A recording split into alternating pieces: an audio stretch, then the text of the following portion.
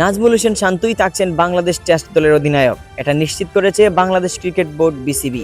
গত জুনে শ্রীলঙ্কার বিপক্ষে কলম্বো টেস্টে ইনিংস ব্যবধানে হারের পর নেতৃত্ব ছাড়া ইচ্ছা প্রকাশ করছিলেন শান্ত। সেই পরাজয়ের পর নতুন অধিনায়কের চিন্তায় ছিল বিসিবি। বেশ কয়েকজন নামও আলোচনায় এসেছিল, তবে শেষ পর্যন্ত শান্তর অভিজ্ঞতা, নেতৃত্ব গুণ এবং ড্রেসিং রুমে তার গণযোগ্যতা বিবেচনা করেই পুরনো পথেই হাঁটছে বোর্ড।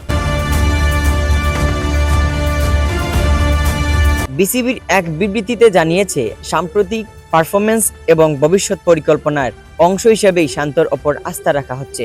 আসন্ন আয়ারল্যান্ড সিরিজ দিয়েই শুরু হবে তার নতুন অধ্যায়। শান্তর নেতৃত্বে বাংলাদেশের আগেও কিছু সাহসী সিদ্ধান্ত ও তরুণ নির্ভর দল সাজিয়ে মাঠে নেমেছে। বিসিবি বিশ্বাস করে সাদা পোশাকে এই ধারাবাহিক নেতৃত্বই আগামী দিনের স্থিতিশীলতা নিশ্চিত করবে। শান্ত নিজেও দায়িত্ব পেয়েও আবারও আশাবাদী, টেস্ট ক্রিকেটের সবসময় আমার প্রথম পছন্দ।